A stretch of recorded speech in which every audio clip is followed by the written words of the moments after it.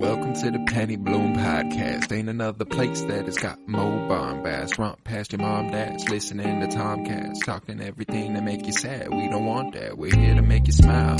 Put your mind at ease. Peace, love, and bloom, and always praise Keanu Reeves. This what we about. This some weeding now. We'll talk until we can't no more, and then we peacing out. All right, let's go. Penny Bloom Podcast. It's the Penny Bloom Podcast. Penny Bloom Podcast. It's the Penny Bloom Podcast. Penny Bloom Podcast. Penny Bloom Podcast. Hello, everybody, and welcome in to another episode of the Penny Bloom Podcast. Welcome to the new millennia. We continue our 52-year journey through film, and this week brings us to 2000. I am joined by Joseph George. What's up, homie? What up, what up? Always a pleasure to be here. Oh, and it is always a pleasure to have you, and even more so, a pleasure to have you on this week where we are covering a movie from the year of our birth. I've been waiting a long time to get to the aughts, to the 2000s. We're finally here. We've gone through 3 decades. We're about to enter our 4th. We've covered 36 movies. 36 movies so far this year on our 52-year journey through film. We've only got more to come. So very, very excited for that. And this week brings us 2000's Gladiator. This was my first viewing of the film in its entirety. You know, I've caught glimpses over the years. This is one of my dad's favorites of all time. And so I've caught it in bits and pieces, but never have I sat down and watched it the way that I did yesterday. Is it universal that dads just like war movies? There's some like Emily. I was watching it, and Emily asked me, "Does your dad like this movie because he wishes this was the way it still was?" I said, "No, I don't think that's it." Yeah, my dad's always been into. My dad's big into historical fiction, as a lot of dads are. The history bug has gotten a lot of dads out there, and I think this. I mean, there's so many times throughout history where there have been some epic battles on a scale that we can't really achieve in an exciting way now with gunfights.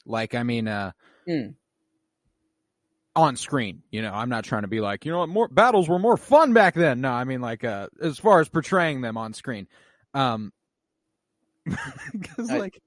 war's still war. War's and still war. No matter what, I'm like, the only thing I'm thinking during this movie is damn, it would have sucked to live back then. That's all I'm thinking is man, I'd much rather get shot than stabbed with a sword or sliced open and stuff. So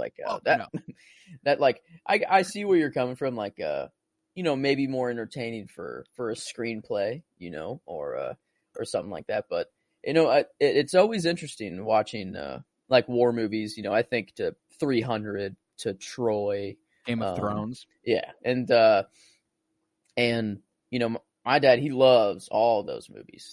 He watches them quite often, and Gladiator is I think one of the ones where he says it's a better movie, but he would prefer to watch 300, if that makes sense, because it's way more up close and personal, battle. Oh yeah, Zack Snyder's got a really personal film style. So, but this movie. This was the first time that I watched it all the way through and actually paid attention to the whole thing.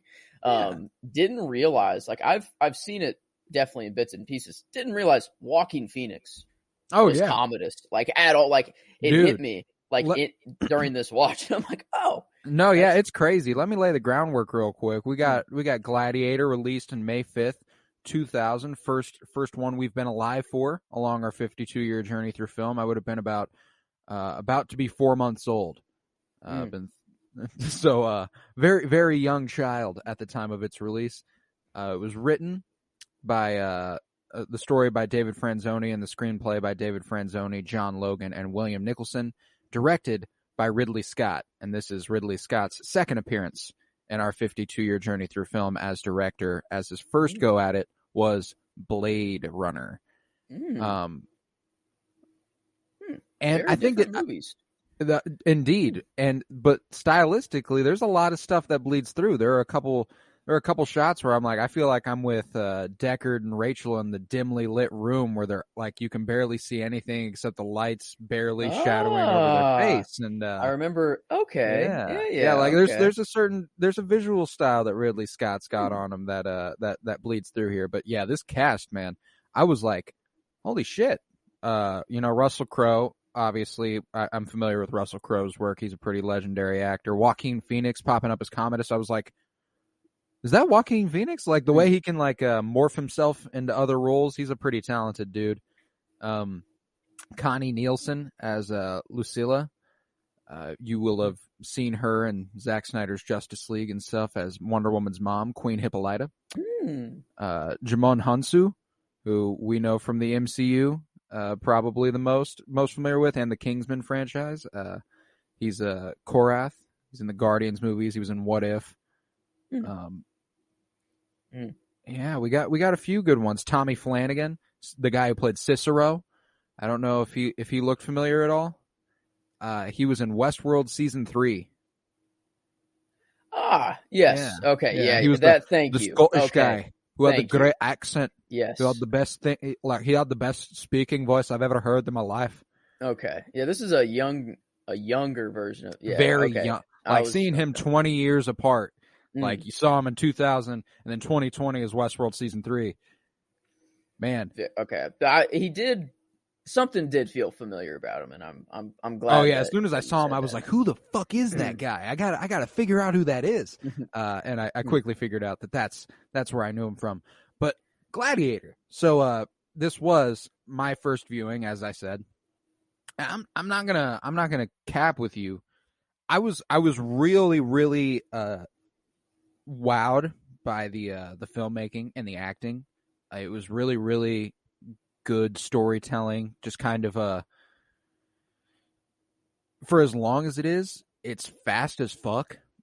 Like this movie moves, and because of that, I didn't feel like I got a chance to really connect with the characters for a while.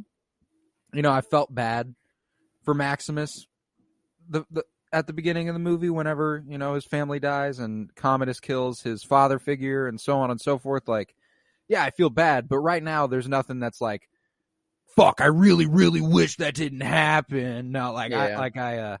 I don't really get any of that again until like the last 30 minutes of the movie, whenever they organize the escape and Cicero sadly faces his death. And like from that point on, wow, I was like, holy shit, I do care. I really don't You have like his wooden sword that he's looking at right before he died, right before like you have these connections that you can make like earlier in the movie, that you care about these people now a little bit, even though some of them are assholes and are terrible people.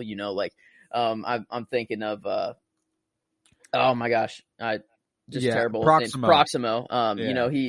He's literally buying people and profiting off their deaths, and then someone comes up to him and is making a bet, and you're asking me to bet against my own man. It's unethical.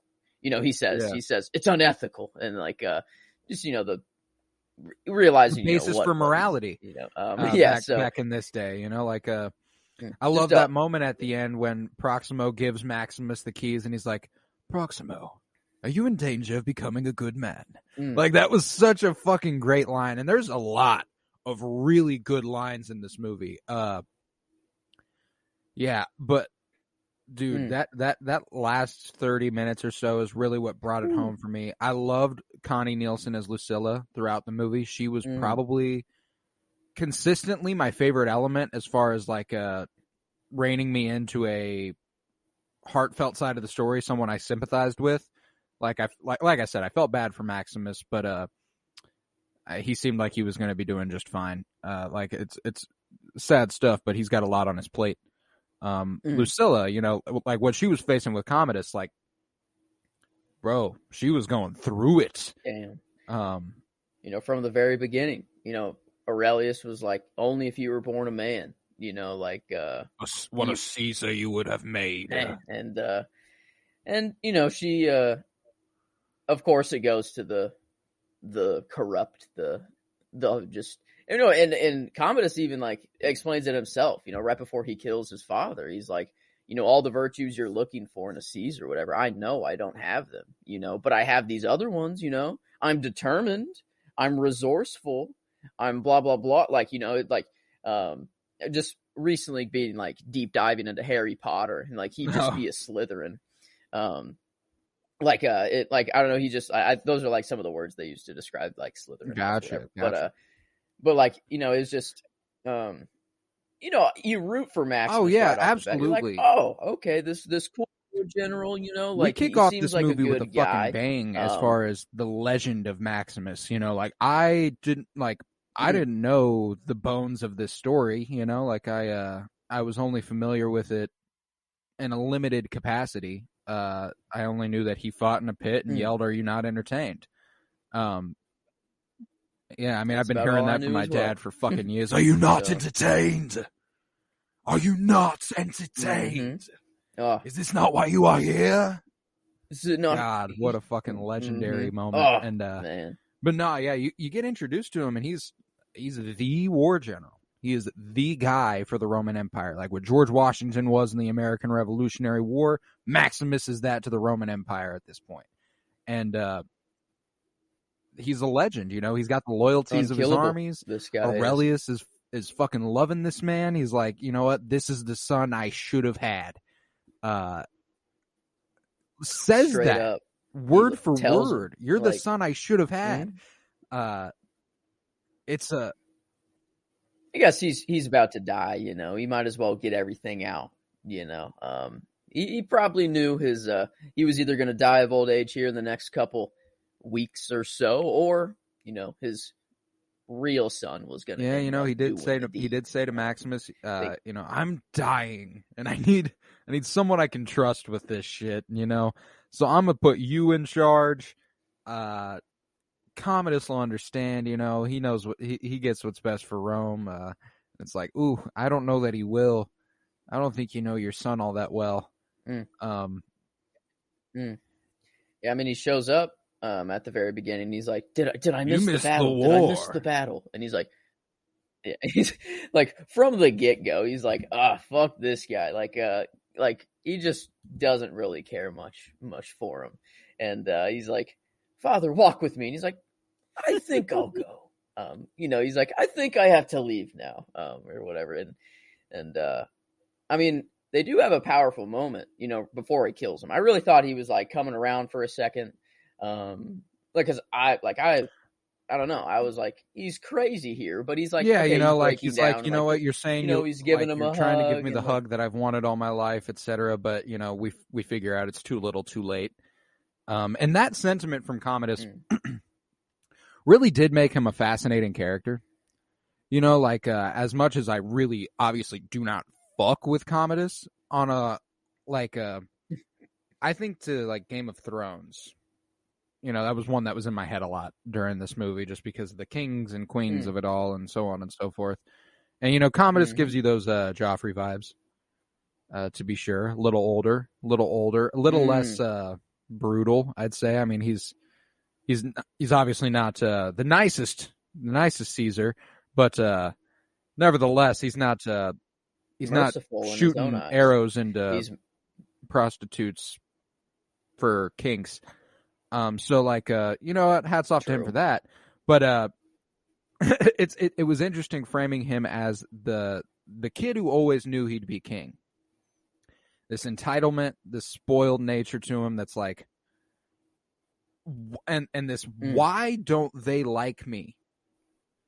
Like, and he can't grasp it. He's like, I don't get it. I don't get why they don't like me. It's such a fascinating. You have the exact the opposite with Maximus. You know, whenever Aurelius asks him, like, do you accept this great honor from me? And he's like, no. Like, from the deepest part of my heart, no. And then Aurelius is like, that is why it must be you, you know, Some because Jon Snow ass shit right there, Commodus, buddy. the next, yeah, like Commodus would obviously be like, yes, I'm there. I knew, obviously, yes, you know, I'm like for sure, but man, yeah, I mean that's crazy that's like, you know, the jump off, and like I knew, you know, that Maximus was the main character of the movie, but I didn't like. He's like, all right, ride until sunset and kill him, and I'm like, No, all he right, doesn't, I like, know die. he doesn't like die here, but I'm like, whoa, this is not what I thought the direction. No, of the yeah, movie you was know, going like in I at was, all. And I'm like, so I got like an hour into this movie, you know, and I started it about an hour before Emily got home from work, and when Emily gets home from work, we go for a walk and stuff. So I was like, all right, cool, I'll put this down for a little bit. I felt like a lot had happened, and it'd been an hour, and Emily was home now, so she was going to have to watch it with me. So I when we were on the walk, I explained everything that's happened in the first hour. She was like, oh, I was like, we're watching the Gladiator for the 2000 podcast. She was like, oh, what's it about? And I started like spitting the whole first hour at her. And she's like, have you watched this movie? And I was like, oh yeah, I watched the first hour. And she was like, that was all the first hour of the movie? I was like, yeah, they put a lot in it. And like, it's because I was literally able to tell her everything that happened. It's all big moments. There's nothing small that happens in that first hour. It's all very, I mean, like, what was the final? I'm just trying to like gauge where about an hour was in the movie. Oh, so I believe he'd been taken slave and was about to be made to fight in the gladiator pits for Proximo. I don't think he'd started doing it yet. But yeah, I believe that's where I was in the movie. So that's about an hour in. So he was probably like they were seeing who was fighting well, and then he decided to throw down his sword and get hit a couple times. So probably around, well, yeah, I'd say that was probably about an hour.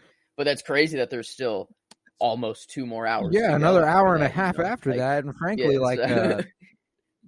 it's some compelling story, man. You know, I think it's an epic story that they're telling on a really grand scale, based in a historical fact, but it's certainly not very, very much so fictional. You know, this Commodus even says, you know, the general turned traitor, enemy to the emperor, and enemy to the emperor turned slave, and slave turned gladiator. And it's like, oh damn, he was like, it's a pretty epic story, you know, like they love it. They're self-aware. Yeah, it's like self-aware in the movie. I'm like, oh, that's, you know, that's they obviously know they're dramatizing this. And I mean, that's all that. How can we know? You know, this was what, I forgot the year, but it was like 100 something or like 200 AD. It was real fucking early. Yeah, I mean, you know, back whenever the Roman Empire, the Roman was Empire a thing, was going stretching hard. from Africa to, you know, up until the tippy top of Europe, basically. So, you know, obviously we're not there anymore. But the thing that I always like not reminisce. I can't reminisce on the Roman Empire. But instead of like, oh man, this fighting is so cool. The soldiers, the way they live. No, like the only thing I care about is like, I would have just loved to see Rome during this time, like just to see the architecture and Dude, like walk we were around there, Rome. and Commodus was like, looking out over the city, and like I was like, oh yeah, this is the guy who made Blade Runner. Like the way Rome looked, it was like it was such an interesting thing, because I'm in the mind of, this is the guy who made Blade Runner, and in that moment Rome is like it's like a sci-fi city. You're like, holy shit, how was this achievable? And it's like, oh my god, how was that achievable? And like that's some insane humans shit. Did that. Yeah, like humans did that a long ass time ago. Like the Roman Colosseum, that was real. Like that shit was that it's still here today. Even like they used to flood that with water and fight naval battles in there and shit. Like that's nuts. Like that, like for theater, you know, they didn't have movies, they didn't have TV shows. They just any homeless person on the street they could use for a body, or a super strong soldier that could put on a show for them. They're like, okay, go ahead and kill each other. Like, that's how it is back then. Like, well, that's what's crazy, nuts. This animalistic instinct to want to watch people hurt each other. It's not exactly gone. True. We have UFC fighting. We have boxing. We have NFL football. We have all these things where people are notoriously injured to their head, can die from injuries, and we watch that and we cheer and we enjoy it, and it's entertaining. So it's it's real interesting. We've obviously come a very long way, but there are also some aspects where it's like, have we? I mean, obviously, most of those people participate in those sports of their own accord. They're not bought and then forced to do it. So that's they're not peeing their pants necessarily before they go out, right. knowing that they're going to die. Yeah, exactly. There's no guarantee of that. Yeah. But Proximo, he really when he played up the Roman Colosseum, where he's like, you have to see it. You go out there, it's 50,000 Romans, watching your every sword movement and cheering you on. And he tries to explain, the roar of the crowd basically, and I just love, he kind of stops for a second. He's like, it's like thunder or something, like, I don't know. It takes him like you're the thunder god himself or something, something like that. Like, I don't know. I like, that's an aspect I can get behind, even through all the death and everything. Like they just the way they talk was so beautiful. And the way they explain things. Well, and we've had a run of movies over the last few weeks, where I felt like there was a strong liberatory rhetoric. And this one continues. By the end of this movie, it's about Maximus liberating the people of Rome from Commodus's rule, giving the power back to the people and the Senate. And I love a story like that. At the end of this movie, whenever he's fought Commodus tried to fuck him over, and he stabbed him in the back literally before they went out to the fight. And then he killed Commodus anyway. What a death, by the way. Very, very just... Ooh. Yeah. He turned it in his own hand and stabbed him with his own hand, and that was that. It's pretty... Love how they just left his body there, too. Oh, yeah. Who's going to help me carry Maximus? Everyone gathers around him. And then the camera just oh, yep. There's Commodus over there just laying, and no one gives a fuck. No one gives a fuck. He kills Commodus, and everyone's like, this is our new king. We just watched that happen. And that's how that worked. If you fought the emperor and you killed the emperor, you were the emperor. Whoa. And they were all like, well, this is our guy now. And dude, that's the single strongest moment in this movie when I realized, or the moment that made me care about Maximus is when he's standing there, sliced up. He gives the final orders because they were the last wishes of Marcus Aurelius. And in his head, he's seeing the fields of Elysium.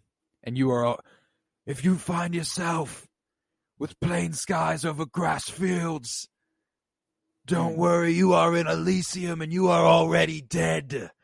And he's seeing that in his head, and you're like, this is it. He reaches for the gate, falls down, and I'm like, okay, that was a good ending. That got me chills, that got me crying. I was like, that was a way the movie too. And then when everybody, like you said, surrounds him, picks him up, like that was that, man. I was like, fuck. Yeah, Lucilla, go up to him, and she's like, be with them, join them, you're home now, and I was like, oh fuck, man, I was already crying, he's dying in his own head, and that's enough for me to get going, and then then he's got Lucilla telling him it's time, he's okay. It's Pepper Potts going up to Iron Man, you can rest now. You can rest. But yeah, that's how he opens the movie, going through the the fields and touching everything. Yeah. And you're like, like they do that a lot in war movies, and I'm thinking, that's just him doing his thing, whatever. But then seeing how it connects, all the, like from beginning to end, and it's this soldier's mentality, I guess, where he's thinking, I could be gone at any time. When he gets real hurt, he's on the brink of death. He's seeing Elysium. He's seeing it in his mind. He's like, and there's always something that snaps him back. But in that moment, he'd done what he needed to do. The promise had been fulfilled. That's what he said. Yeah, that's what it to himself. He's like, I have one more man to kill, and I'm done. Mm-hmm. He's like, there's only one more death that I care about. There's only one thing that I need to do. And man, he did it. For how much we hate Commodus, though, like Joaquin Phoenix, just like his performance was insane. So I'm gonna do this with the '90s this decade for the '90s awards. I'm adding nominees as we go through the movies instead of adding them all at the end. And this is going to be set design, costume design, soundtrack, because Hans Zimmer bodied this shit. Best actress with Connie Nielsen for Lucilla. Best actor for Russell Crowe. Best supporting actor for Joaquin Phoenix. Like, holy shit. Like, this was stacked with just incredible performances. And I was loving every second of it, regardless of whether or not I actually cared about the characters. And that doesn't happen a lot. They're like, usually a movie falls apart for me because I'm bored with not bored with the story. I was never bored with the story, but when I don't care about the characters, like I'm watching this and I'm like, I mean, I'm rooting for Maximus, but like, I don't know how much I care about him. It's not until that ending where I'm like, fuck, that was crazy. And I know on a rewatch, I'm a really like this movie. I think a lot more than I did the first watch. Just knowing how the story goes and where it all ends up. This was so damn good. I was gonna ask you if we could start adding nominees as we go along. Mm-hmm. Just we wouldn't have to do that at the end, and it would be interesting to see who gets bumped off as we go on and so on. Exactly, and so forth. Because I would assume that this is going to fill up. Oh yeah. If we are limiting it to 7, I guess we have 10 movies to choose from. And if every movie we fill, we got some bangers. We got some bangers coming up. There's going to be some people who are going to get bumped off, which is interesting, and I guess it'll just make for the nominations to be the true nominations by the end of it. But yeah, I think I like the idea of adding them as we go. And yeah, this movie, I before we even talked about this, I added set design and costume design. Dude, and it was flooring. I mean, Commodus's costume design at the end, especially. Holy the white, fuck, that was almost beautiful. Like every single outfit that was worn. His quarters, his bedroom. Oh my god, the throne room, like all these places were just gorgeously set up. And I was like, yeah, Ridley Scott really did his thing here. I liked this movie a lot more than I liked Blade Runner. The story was much more compelling. I liked the protagonist more, which says a lot since Harrison Ford was the protagonist in Blade Runner. I liked the villain more. Commodus, Joaquin Phoenix bodied it. I liked Lucilla more than I liked Rachel. Like these elements that like I think he just elevated immensely from Blade Runner to make Gladiator for my money. And did you have a supporting actor or supporting actor? I put Joaquin Phoenix. Actress. It was only Lucilla. There was no really. There wasn't another woman in the movie besides his wife who dies. So yeah, I guess not really. Yeah. So I was legit like I was looking out for it, and I was like, there is not another woman in this movie. I guess a very male-dominated time period in history. All the just in general, but all the important shit that happened on a grand scale would have involved men. Yeah, set design and costume. Like that was while watching this movie, I was like, oh my God. Like every outfit that I see, like the purple of like, the royal, like anyone in royal, like the royal guards or even seeing like Mac or Aurelius like sitting watching the battle, like, and their stats that they have on the, like all of that. Obviously Commodus is his outfits throughout the whole thing, especially at the end.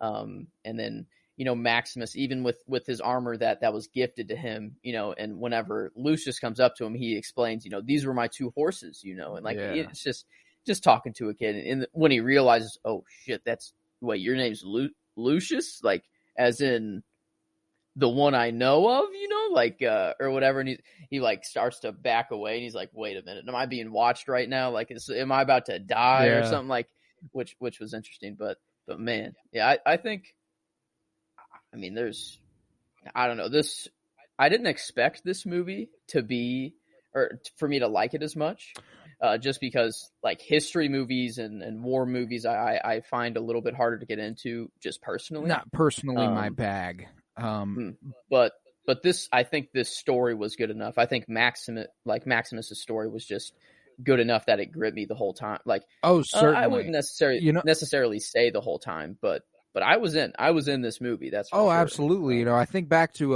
like other war movies we've covered, like Apocalypse Now, and this is a lot easier for me to watch than a movie like Apocalypse Now, because I'm a lot more removed from the swords and catapults of it all than I am the gunfire in Vietnam.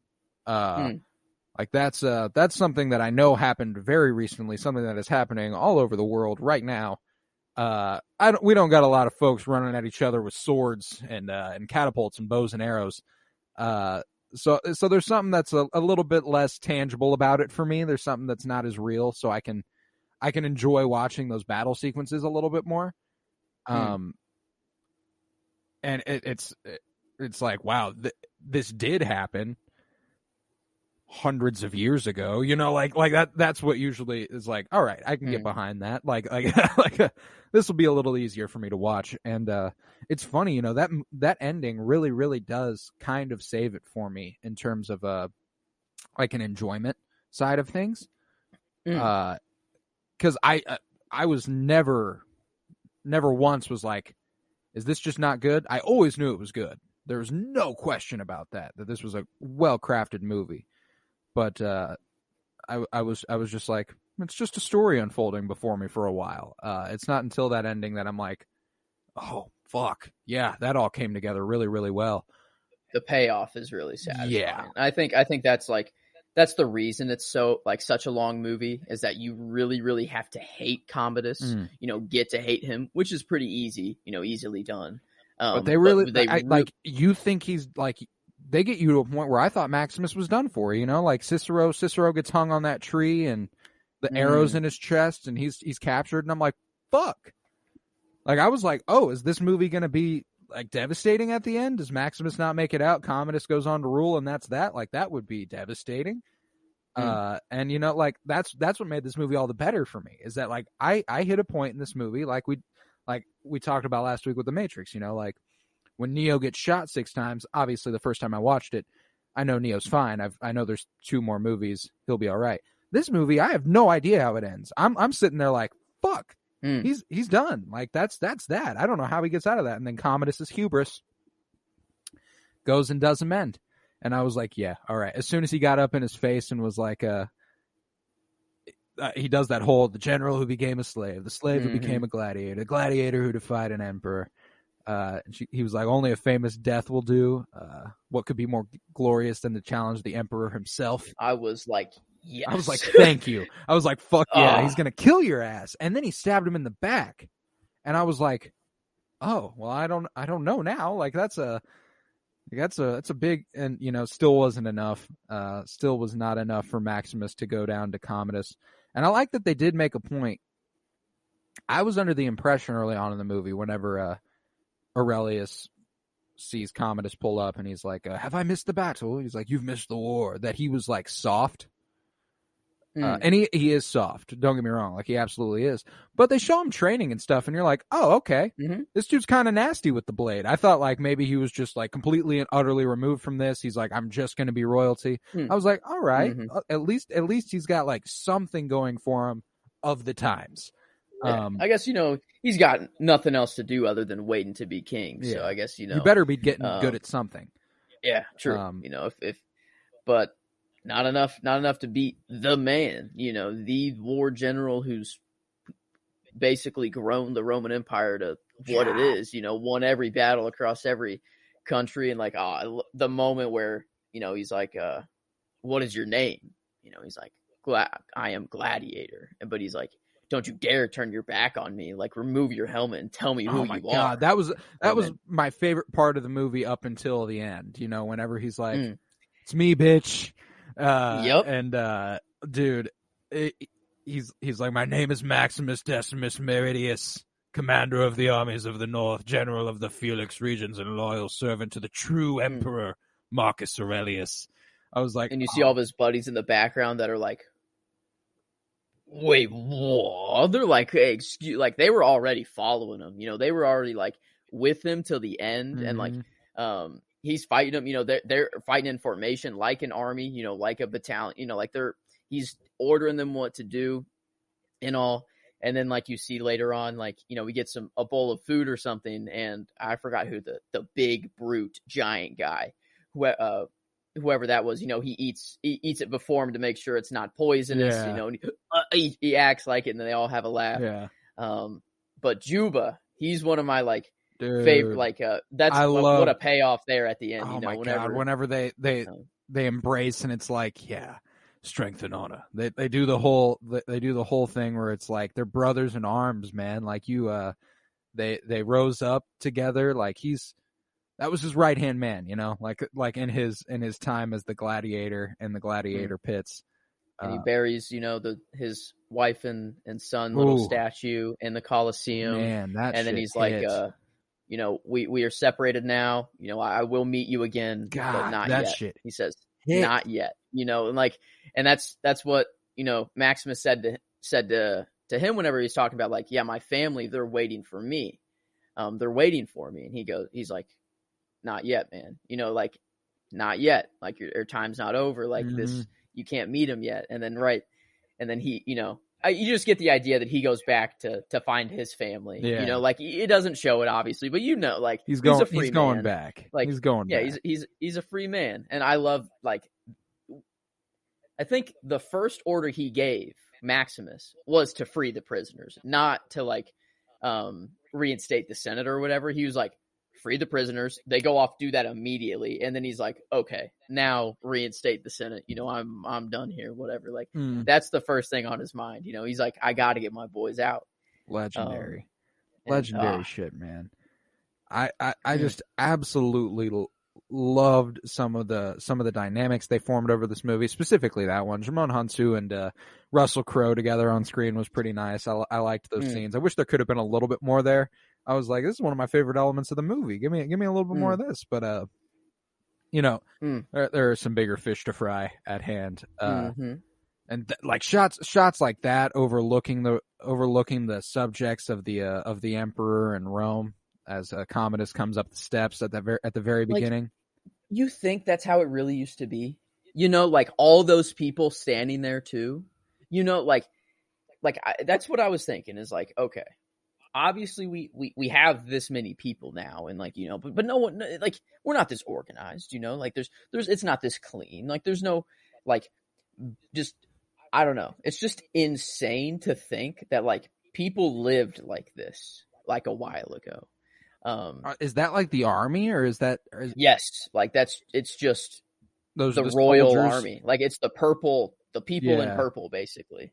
And then you have the civilians people on the outside. Yeah, civilians on the outside, and like, I mean, obviously, when you have an emperor, or someone that I guess the people think is above everyone, some divineness to them or something, like they would do anything they could to see them and stuff. And it's just crazy to think like that this is how people used to live, you know, and like you would see something like this, you know, just massive buildings, like stone, you know, like architecture, like I don't know, like that's what gets me. Not all the war, not all the whatever. Man, like it's just it's Juba, the city, the way of living. It's like, Juba going, I didn't know man could build such things. Yes, like, oh man, like that's man, this set design, these costumes, this man, they nailed it. They nailed it, dude. This is you know, and Ridley Scott also goes on to direct The Last Duel and The House of Gucci and stuff. And I feel like he's had a knack for the enveloping you into the environment via set design, via costume design. Even it's evident in Blade Runner. Going back to shit, he's done a lot of great stuff. But I mean, this movie won, I mean, 5 Oscars, which is nuts. Best Picture, Best Actor for Russell Crowe, Costume Design, makes sense. Best Sound, Effects and Visual Effects. Oh, I guess, yeah, I didn't think about that. Obviously, they can't, every building and stuff, you know, whenever they were showing Rome, it's obviously visual effects. Oh, yeah. Didn't even, well, I guess, wasn't taken out by, like, it looks really good. Oh, that, yeah, like this, I mean, but the Coliseum's cleaned up. It's not run down like we know the Coliseum to be now. It's the Coliseum in all its glory. It's Rome in all its glory. You know, it wasn't built in a day. Oh yeah, Hans Zimmer got a nomination for the score. Joaquin Phoenix got a nomination. Ridley Scott a nomination. They so all 5 wins and 6 nominations or 7 nominations. 7 nominations and 5 wins at the Oscars alone, which is, I mean, I can't think of, you know, I don't know, another war movie that I think I'll gravitate more towards if I were to ever watch, you know, or be in the mood for a war movie. I don't think I'm going to 300 anymore. I don't think I'm going to Braveheart. I was very rarely going to 300 anyway. I think this is for my money, just a far better movie than 300 is. No shade to Zack Snyder. That Snyder cult better not come for me. But I think Ridley Scott's got it in the bag on this one. I think it's crazy. Oh, it's only 14 minutes short. Okay. Well, I heard somewhere that like if you were to remove all the slow motion from 300, then it cuts the movie like in half or something like that, because there is a shit ton of slow motion in 300. Zack Snyder loves slow motion, man. The only weird thing, like there were some slow motion parts in this movie. Like I remember one where Commodus is just stepping outside of his like carriage at the very beginning. They put it in slow motion and it's like very jumpy, you know, it's not like smooth at all. And I'm like, why did they decide to do that? You know, like, or so, like there were some slow motion parts where I guess that'd be the only thing that would like have taken me out of the movie. Interesting. But not like at all. But man, I don't know. This, I didn't expect to like it this much. I'd say. I didn't either, you know, and you know, I'm sitting here on the back after finishing this movie, halfway through the movie, I'm going, I don't know, on the enjoyment scale, this might be a 3, you know, like I'm just not feeling it. By the end of this movie, it's well over that. It's not a 3 anymore. You know, that the ending really pulls it together. It's it really, really just hits there at the end. And it's like, it's a really good example of how the ending of a movie can save a movie, you know, like, it can make or break a movie, a good ending, you know. And if this had a lesser ending, I'd be sitting here like, nah, I'm good off this. I don't think I'll ever watch it again. But knowing where it goes, knowing where it ends, I am certain I'll be watching Gladiator again at some point. Yeah, like there's no doubt about it in my mind. I'm right. Yeah, that's.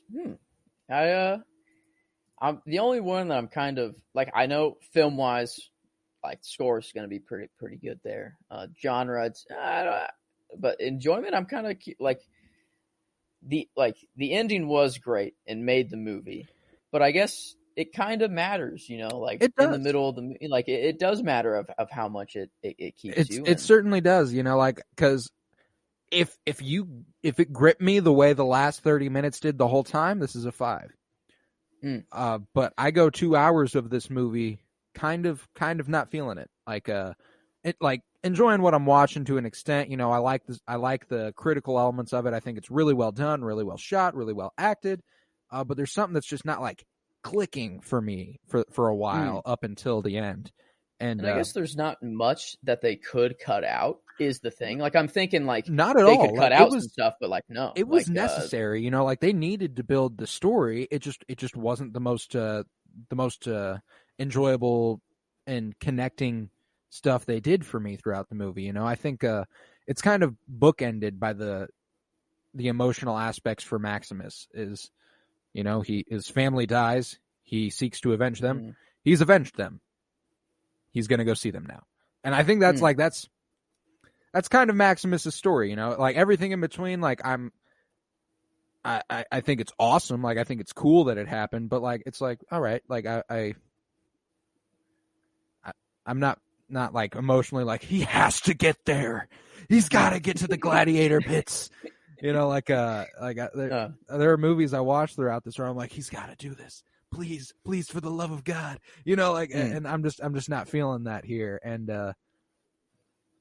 it doesn't take it down a ton.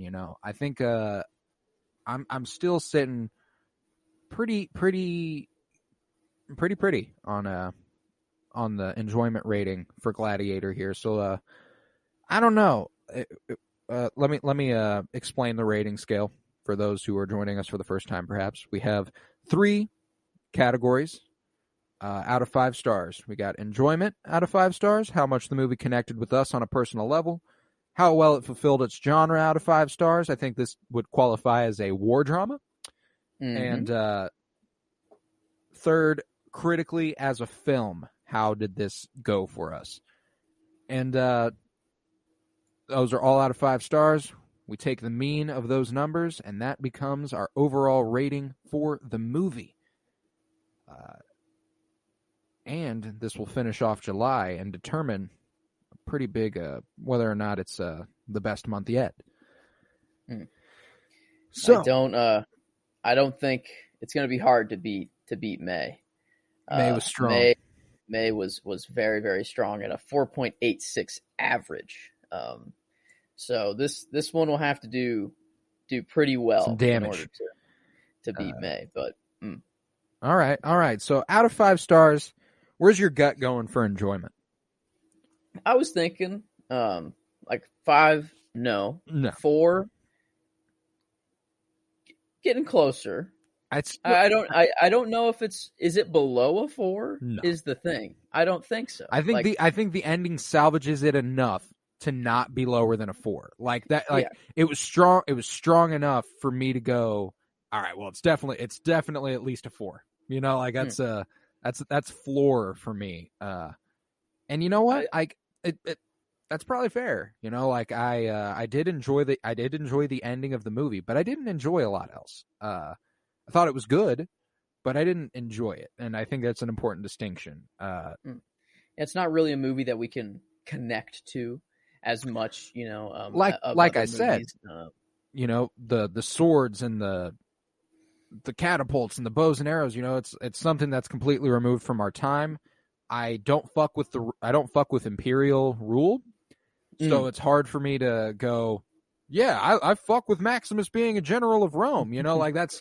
It's cool for the time and stuff, and I know what happened, but it's like, damn, that was what a fucking time in history where everyone was just conquering everywhere. I don't know. I'd say like 4, anywhere from 4 to 4.25. Yeah, I was falling in that range too, and I think I for some reason I'm going. I feel like 4.25 is too high, so I find myself going in the 4.1, 4.15 sort of range, because I think 4 is the floor. I feel like 4 is just a little too low, but 4.25 is a little too high. So I feel 4.1 or 4.15 is pretty fair. Yeah. I don't know, that's a little nitpicky. You know, we're getting down to the nitty gritty numbers, but that's what this that's what our scales have provided for us. We got a nice backlog of 36 different. Let's see. We got 36 different ratings prior to this, where we know it can slot in. One of the enjoyment ratings that I'm like looking at that I'm like, oh, interesting, is 7. I don't know how much more I like 7 than I like Gladiator. We had a 4.37 for the mean for 7's enjoyment rating. And I think I do enjoy that movie more. You know, I like Brad Pitt a lot. I like Morgan Freeman a fuck ton. Love Gwyneth Paltrow in that role. You know what? Yeah, I feel good about this. Never mind. 7 was really well made and really well acted, and so was this, but it kept me a little bit more throughout the film. I will say, like this ending, as far as satisfactory, a little bit more. 7's just a good ending. I feel like 4. I think I'm comfortable with 4.15. You know, Dumb and Dumber is a 4.25. That's the closest I think of an enjoyment that we have. And I think I do enjoy Dumb and Dumber more. I do too. Watching, I think that is fair. But The Mask at a 3.5. I enjoy Gladiator enjoy it more than that. Certainly enjoy it more than Pulp Fiction at a 3.75. More than Spaceballs at a 2.4. Definitely more than Scarface. Blade Runner, I guess our other Ridley Scott, was a 3 for enjoyment. All right, yeah, you know, I'm feeling good about this. Yeah, like it's falling right about 4.15 is nothing to scoff at. You know, that's an 8.3. You know, out of 10. It's still a high rating. Yeah, I was just I was just trying to gauge whether I was too high or too low with it. You know what I'm saying? But I think we did it. I think we did fine there. I think 4.15 is good for the enjoyment rating. As far as a war drama is concerned, or I guess is this a technically a war film? I know there's a big ass battle. I guess IMDb just says action adventure drama. Yeah, I was gonna say there is one big fucking battle, but I don't know that I'd strictly define it as a war film. As far as action adventure is concerned, this is a pretty sweeping story. You know, we get something pretty epic. Yeah, I'd say. I mean, I group these movies, you know, with Braveheart, with a 300, with I don't group them really with anything else. Yeah, I think I wouldn't. Yeah, I wouldn't just action. You know, I'm not grouping this with Terminator. Yeah, for example, you know, it's not the same vein. Well, action adventure, Raiders of the Lost Ark. That's not this. These are not the same movie at all. So I mean, I'd say for this genre, definitely war. I'd say there's more of a war involvement. Historical fiction, also very important distinction too. Like it's more based in history than some other things we've seen. I feel pretty good about this. You know, it is. I think it is. I don't know that I'd say it's strictly required viewing. I don't think that highly of it. I think it's really enjoyable and you should watch it, but I don't think it's fuck, you gotta watch Gladiator. I think for what it is though, it accomplishes what it set out to do. You know, give you a glimpse into the Roman Empire, see how things were. Even though if this is not exactly how things played out, you got a good idea of how crazy an emperor could get, what Rome kind of looked like. There was some Senate stuff in there. You know, there was it wasn't just battles and in the Colosseum and stuff. So I mean, there was a lot more that it fulfilled. I don't know. I'd say 4.25 is probably the floor here. Oh yeah, my gut went 4.5. I think it's pretty solid. You know, you said 4.25, and I'm like, oh hell yeah, I'm above that. So yeah, I think 4.5 is a good place for that as far as the genre. It's definitely one you should watch. I think, and it's the action is pretty awesome. You know, the fight the fight choreography is badass. The adventure of it all, you know, the the general who became a slave, the slave who became a gladiator, the gladiator who defied an emperor. That's an adventure.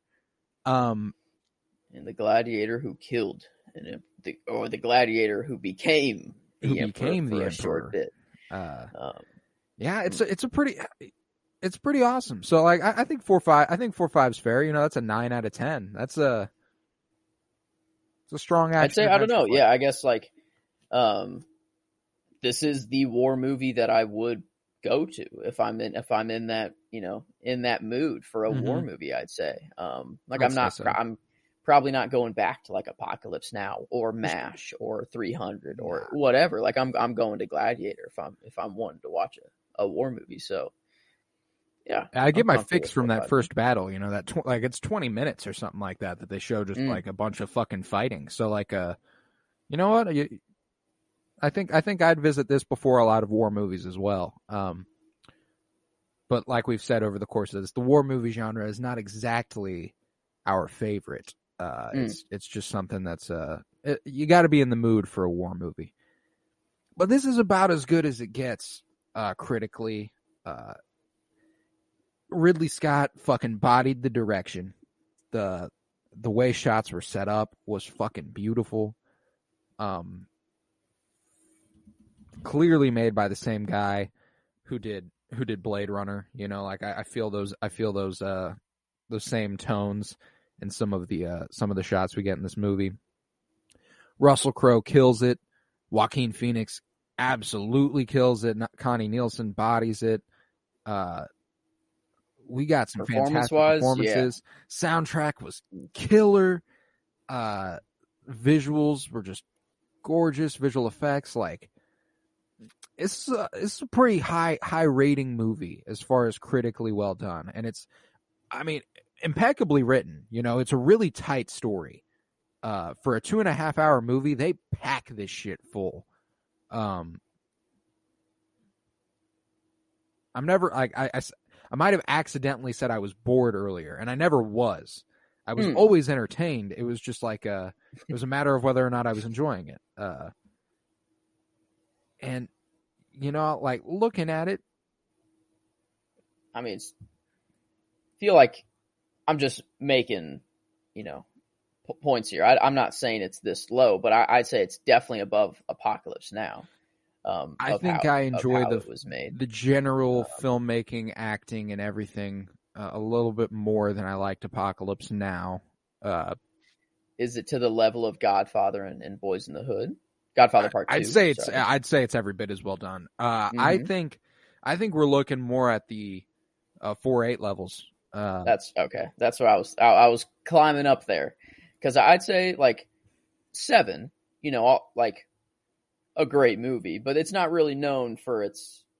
I don't know. I'm not taking from the filmmaking in it. I was like, it's very well made, but I feel this is where it belongs. Yeah, I think it. I'm even tempted to go. I'm even tempted to go up with it at 4.85. Like, there's a certain epic scale to it that, like, like I think this is more well done than Dead Poets Society. I think this is more well done than Forrest Gump. Like I think it truly is. I think it falls. Is it crazy to say that it belongs here? I wouldn't say, like, strictly from a filmmaking perspective, I don't think that's crazy. I do think that it's important to consider. We have a whole separate rating for enjoyment. So, like, maybe it is on the levels of Shawshank and Raiders. I guess our mind should just be of how it was made as a film. Yeah. Take our bias out for war film and everything. Like, this is just the performance, the story, the camera work, the score, and as that goes, I think it. I'd say 4.85 is the floor. I'd say so too. Because I'd certainly say, I think it's more well made than. I don't. It's tough to put it above Jurassic Park and The Matrix for me is where I'm like, I don't know about all that. But I think it's on par with those at the very least. Like, it's really good. I think it slots in. I think 4.85 pretty safe. well. I think 4.85 safe. Which should give it a pretty high rating. 4.5 on average, which rounds out the month of July to a 4.78. Doesn't quite beat May. Almost there, but not quite. But I mean, that's a 4.5 that feels right for this movie. Yeah, it does. Like it feels good. Its strength is definitely the film and its genre, and the enjoyment. Obviously, that's very subjective, depending on who you are. So if you're a dad, that loves these kind of movies, I'd say like this is, going to be a lot higher, and say it is that for you, it brings it up to a 4.78, and that pretty much ties it with the month of May if you're a war buff, history buff. But I mean, yeah, I think where it's at, it's definitely, I'm comfortable. All right, bet for sure. I don't know. You think? No, I think we're sitting pretty. I think it was a good way to kick off the 2000s. With Gladiator at a 4.5. I think it slots in nicely there. Just below Apocalypse Now overall, and above the 36 Chamber of Shaolin. So below Apocalypse Now in average, but well above. It's just because I think Apocalypse Now was that's a genre-defining war movie. Yeah, that's true. You gotta watch Apocalypse Now if we're talking war movies. I think we might have put it on a similar playing field in terms of enjoyment because of how well it was done. 4 out of 5. Yeah, so 4, we like Gladiator a little more, which makes sense, I think, for enjoyment wise. Just giving it that little extra because it's not Vietnam or it's not real, kind of things that are happening today. But yeah, I think if we're getting meticulous here within the 4.85, do you want to order? Does it go? I'd put it smack dab between Jurassic Park and the Matrix and Goodfellas. You think? Yeah, I think it comes in below Jurassic Park and the Matrix, and slots in well there. So that marks our fourth 4.85 on the critically film, fifth 4.85. And our first 4.5 overall, which is pretty cool. It lines up perfectly to a 9 out of 10 there. But yeah, we're pretty kind critics. That's true.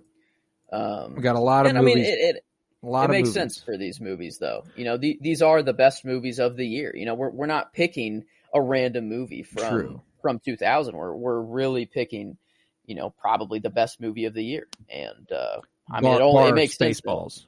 Yeah, obviously. Spaceballs. That's a masterpiece in its own accord. But yeah, I think this feels right. Glad that these are growing. It's very, very even now. Have 5 4.9s, 5 4.85s, and 5 4.8s. And I don't know. I think as this list continues, I think there's only going to be more slotting in here. Yeah, we got some really well made movies coming up here, and thus we've begun 2000, and we got quite the decade ahead of us for the aughts. We're gonna hit next week with 2001's Training Day, starring Denzel Washington and Ethan Hawke. Interesting one. So I'm real excited to talk about that. But yeah, if you would, head to patreon.com/CoRoBloom, where you'll find over 24 hours of exclusive content. All that money goes back into making sure I can make this podcast happen. Cost me money. Don't make any off the podcast unless it's there at Patreon. So that helps. Head to Twitter, follow @PennyBloomPod, where if we were to change the movie week to week, you'd find out on Twitter, or on Instagram @PennyBloomPodcast, because I think Training Day is a safe bet. It's a safe bet for 2001. But if it were to change, you'd find out there. And then, if you would, I already said, leave a rate and review on Apple Podcasts and Spotify. That helps a lot. That's how we grow. We need that shit. I was Colton Robertson, joined by Joseph George. Thank you very much, homie. Thank you for having me. It is always a pleasure. Oh, and it is always a pleasure to have you. And remember, peace, love, and bloom. And death smiles at us all. All a man can do is smile back. Mm-hmm.